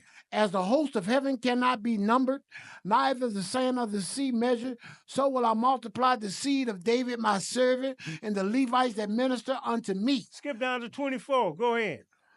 Considerest thou not what this people have spoken, saying, the two families which the Lord hath chosen, he have even cast them off. Thus they have despised my people, that they should be no more a nation before them. Thus saith the Lord, if my covenant be not with day and night, and if they have not appointed the ordinances of heaven and earth, then will I cast away the seed of Jacob and David my servant, so that I will not take any of his seed to all the good that I have promised. Oh, I'm sorry, I'm on the wrong. Well, you turning your pages too slow, man. I'm sorry. Where am I at? Then I will cast away the seed of Jacob and David my servant, so that I will not be any of his seed to be rulers over the seed of Abraham, Isaac, and Jacob, for I will call their captivity to return and have mercy on them. So the Lord is saying basically here, can't change this stuff. It's not going to be changed. There are boundaries that you just can't change. These are laws that can't be changed and won't be changed. And the Lord is going to allow some people to kick and fall out kicking and screaming, saying that we're saved, we're going to heaven. These things are against what God has set up. He knows what he's doing. But the problem is we don't, because we don't take the time to read. We don't take the time to seek what he's doing. Let's move on. Let's go to Jeremiah, the 3rd chapter, and look at a couple other things.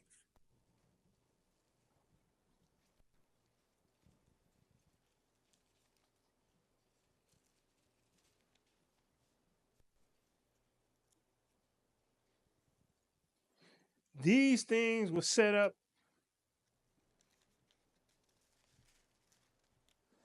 so that they would be there forever. The Lord is not going to change these things.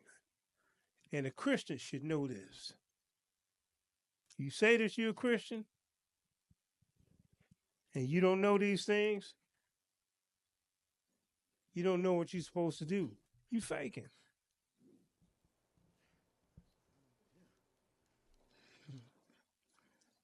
You know, you may be able to fall out and buck dance and all the other stuff. Even do a split and all the other stuff. But you don't know what thus saith the Lord. What's wrong with this picture?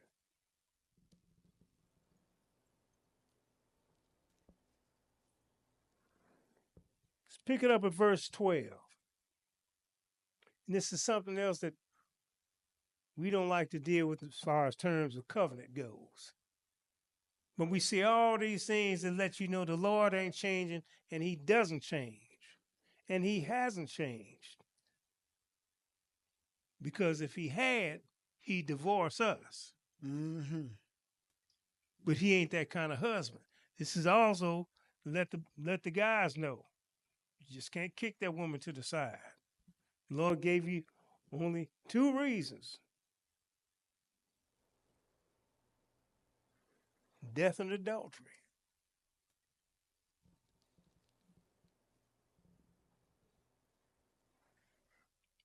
verse 12.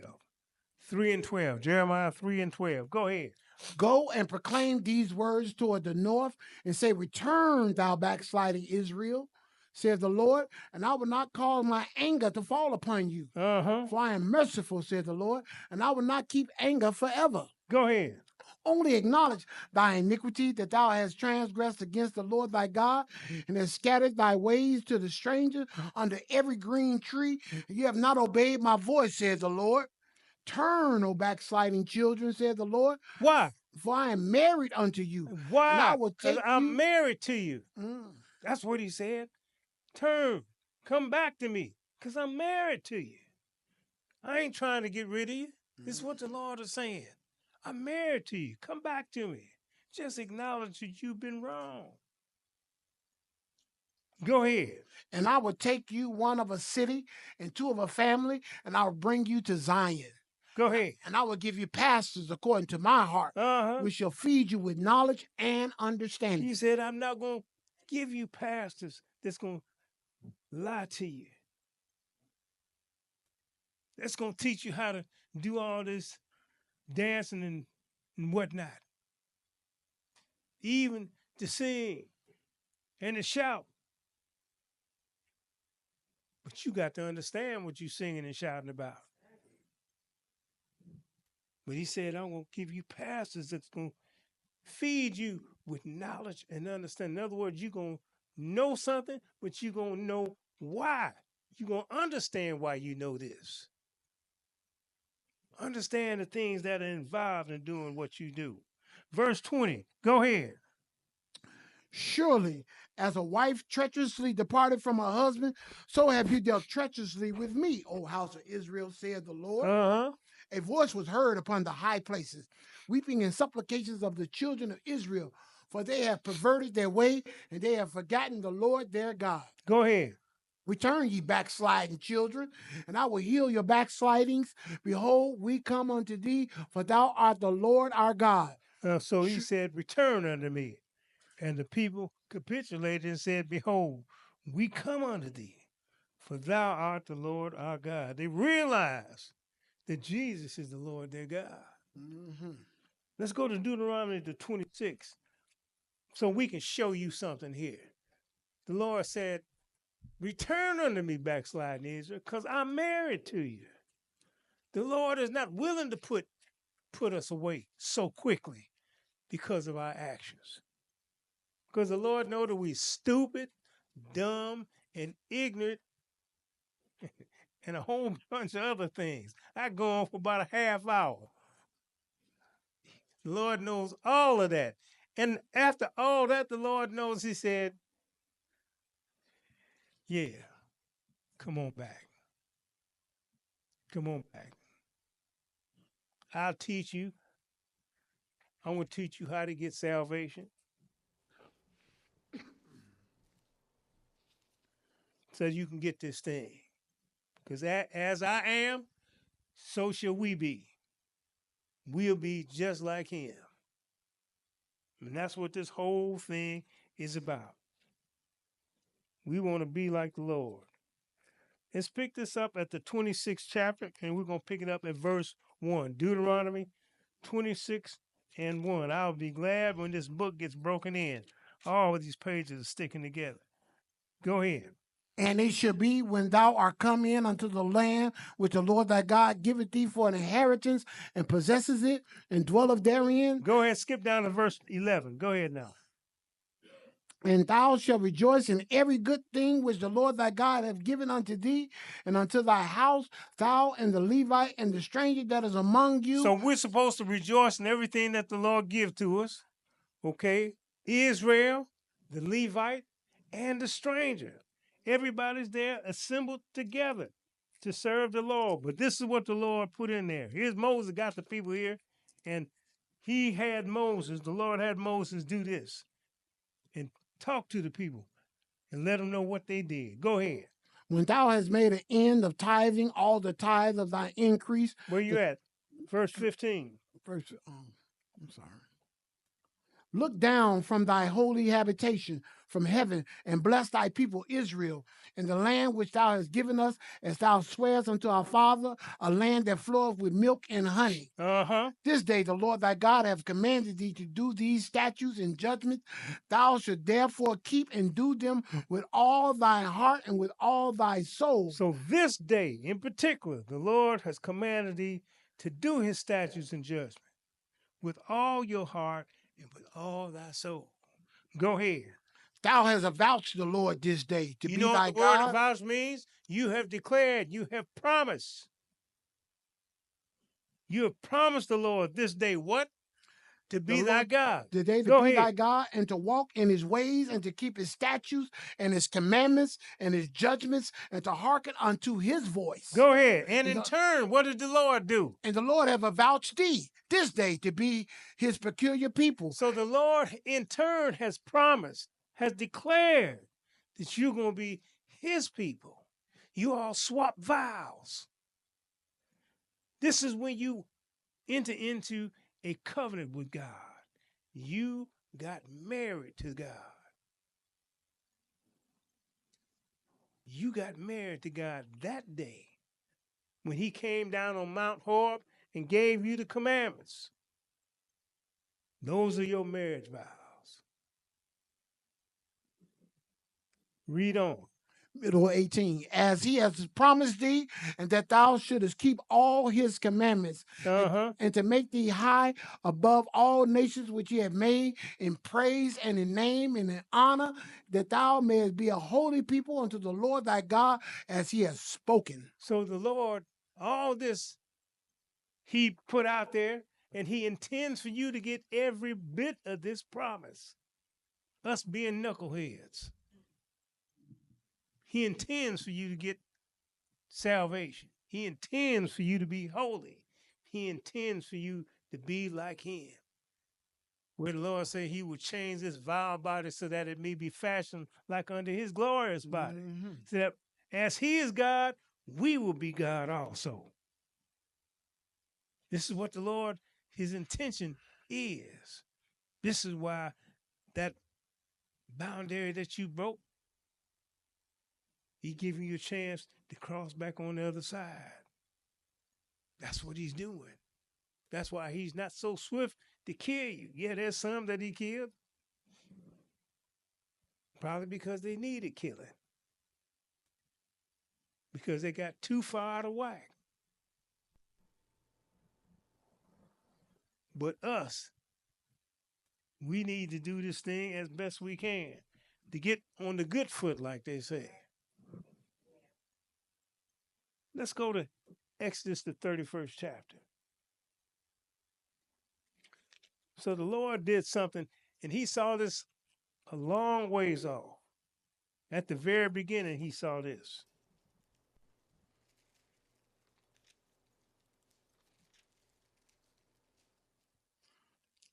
Let's pick this up at the Exodus 31st chapter and verse 12. Exodus 31 and 12.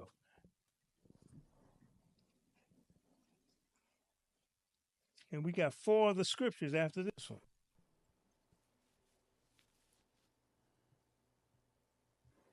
Exodus 31 and verse. You got 12 down there? Mm-hmm. Okay. Go ahead. And the Lord spake unto Moses, saying, Speak thou also unto the children of Israel, saying, Verily, my Sabbath you shall keep, for it is a sign between me and you throughout your generations, that you may know that I am the Lord that do sanctify you. So the Lord said the Sabbaths, he said, they're a sign between me and you.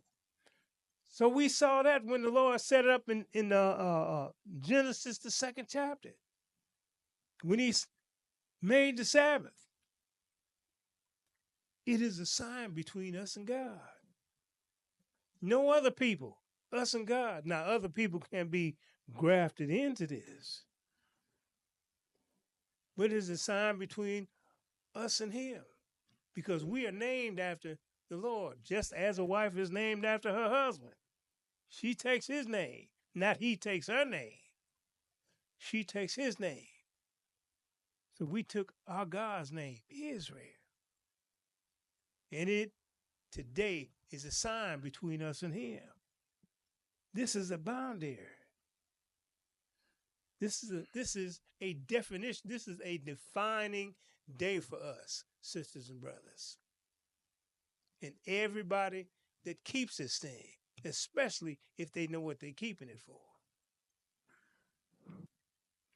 Verse 14, go ahead. You should keep the Sabbath, therefore, for it is holy unto you. Everyone that defileth it should surely be put to death. For whosoever doeth any work therein, that soul shall be cut off from among his people. Go ahead. 6 days may work be done, but in the seventh is the Sabbath of rest, holy to the Lord. Whosoever Slow down. Go ahead. Whosoever doeth any work in the Sabbath day, he should surely be put to death. Go ahead. Wherefore the children of Israel should keep the Sabbath, to observe the Sabbath throughout their generations for a perpetual covenant. Never stop. Go ahead. It is a sign between me and the children of Israel forever. For in 6 days the Lord made heaven and earth, and on the seventh day he rested and was refreshed. And he gave unto Moses. That's good. Let's go to Mark, the 2nd chapter.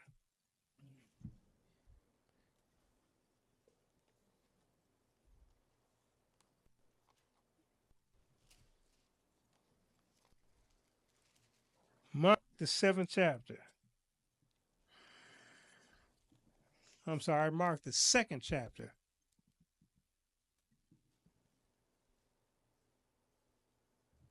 I heard somebody say, like you know where I'm going. You got my lesson down there? You got my lesson down there? Okay. Okay. And you didn't have it. Ain't that something? She got it. Wow. Bill dropping the ball. I blame Bill. Bill.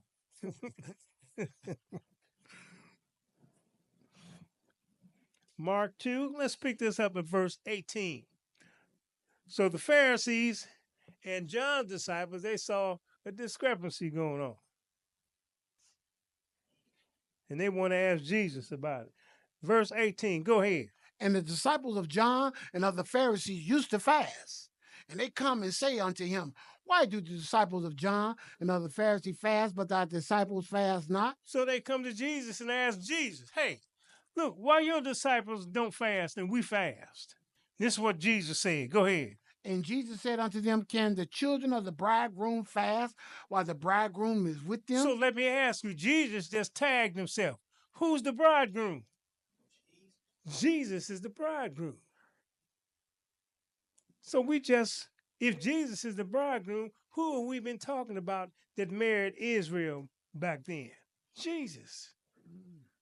It was Jesus back then. He said, but the children of the bride chamber came fast as long as the bridegroom was with them. Go ahead. And Jesus said, can the children of the bride chamber fast while the bridegroom is with them? As long as they have the bridegroom with them, they cannot fast. Now, here's something that we're talking about. We're talking about being in the bride chamber. We're talking about food. Or are we really talking about physical food? We're talking about spiritual food. So, John and the Pharisees, when they wanted to know something, they always had to come asking Jesus. When the disciples wanted to know something from Jesus, they'd ask Jesus, Jesus, what about this? Or when the disciples, let me say it clear, when the disciples were hungry and they wanted to be fed, they'd ask Jesus, give us some food, or ask him about something, ask him a question. And the Lord would always feed them right there. He would answer them. But John and the Pharisees, they had to fast, and they had to fast to God for it. So this is what they were talking about. When you want to know something now, because Jesus is not with us, you have to ask, you have to fast for it. Or you have to come and ask some of the brothers about this thing. But skip down to verse 23. And he went on, he answered their question. Matter of fact, yeah, he answered their question. Verse 23, go ahead. And it came to pass that he went through the cornfields on the Sabbath day, and his disciples began as they went to pluck the ears of corn. And the Pharisees said unto him, Behold, why do they on the Sabbath day that which is not lawful? So they didn't know the law. Jesus knew the law and told them that they can pluck ears of corn on the Sabbath day to eat. But the thing was, if they had to use tools, they would have been working. But they just were plucking it with their hands. So again, Jesus answered. But skip down to verse 27 and see what the Lord said. 27. And he said unto them, The Sabbath was made for man, and not man for the Sabbath. So he said the Sabbath was made for man and not man for the Sabbath. But didn't Jesus or didn't the Lord make the other 6 days too? He surely did. But he made the Sabbath day, the seventh day, to be a sign between him and the children of Israel, or between him and his wife. The same thing, or the same type of sign that a woman has with her husband, a wedding ring. This is a wedding ring to show that the Lord is your husband. This is what the Sabbath day represents, because it was made for you. That's what it was for. It was a sign to let everybody know that the God of Israel is your husband. That's what it's for. But verse 28, go ahead. Therefore, the Son of Man is Lord also of the Sabbath. And the Son of Man is also the Lord of the Sabbath. He tagged himself again. It was me that made all this stuff at the very beginning. Let's move on. Romans, the 7th chapter. But here's something else we want to take a look at. Romans, the 7th chapter.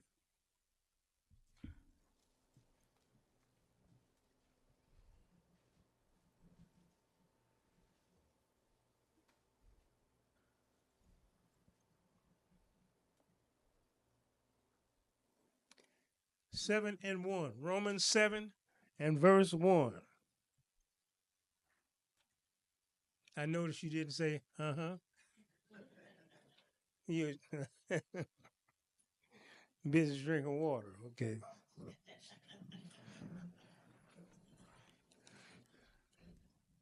I'll wait myself. Verse 1. Romans 7 and verse 1. Go ahead. Know ye not, brethren, for I speak to them that know the law, how that the law have dominion over man as long as he liveth. You see what it says? He said, I'm speaking to those that know the law. But he's telling you anyway that the law has dominion over man as long as he liveth. Go ahead. For the woman which hath a husband is bound by the law to her husband so long as he liveth. So a woman that has a husband is bound to the law to her husband, or is bound by the law to her husband as long as he liveth. Go ahead. But if the husband be dead, she is loose from the law of her husband. So let's take a look at that. If Jesus is the husband and the church is Israel, and Israel is married to the Lord, don't you think that Satan knew this? That you be bound to the law as long as Jesus is living. So, verse 3, go ahead. So then, if while her husband liveth, she be married to another man, she shall be called an adulteress. But if her husband be dead, she is free from that law, so that she is no adulteress, though she be married to another man. So, if Israel was married to Jesus and Jesus died, again, Satan knows this, you wouldn't be bound to the law, would you? You could say the law is no more. But the thing is that Jesus was raised from the dead. That's right. So you under the law. You can't even kill Jesus to get out from under this thing. You stuck with Jesus. That's just the way that it is. Let's move on. 2 Corinthians 5th chapter. One more after this. You are under the law of your husband. That is to keep the commandments and everything else in this book.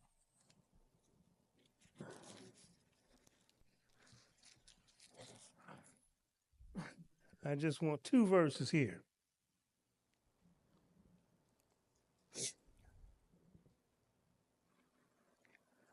Verse 14. 2 Corinthians 5:14. See, we have boundaries. There are things that we can and that we cannot do, should and should not do. But we do have boundaries. We have reins, things that control us.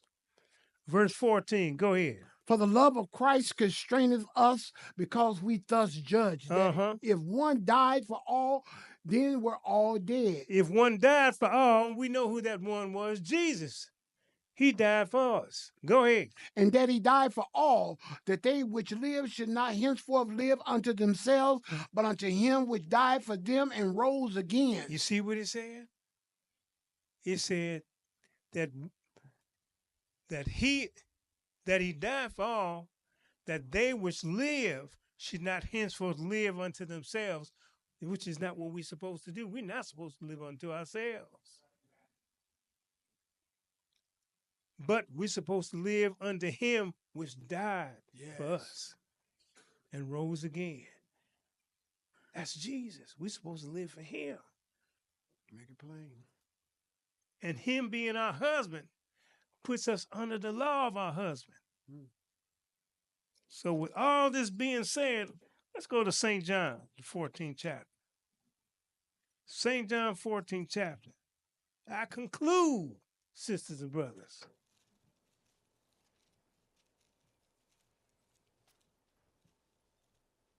(14) and verse 15.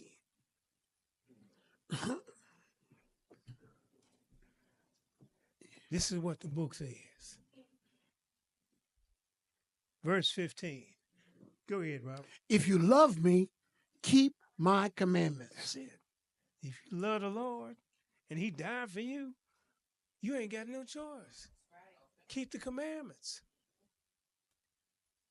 So you saying that the law is no more? You saying that Jesus is dead.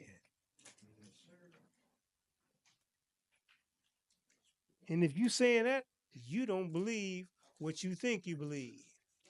You playing with yourself. I thank you for your time. All right.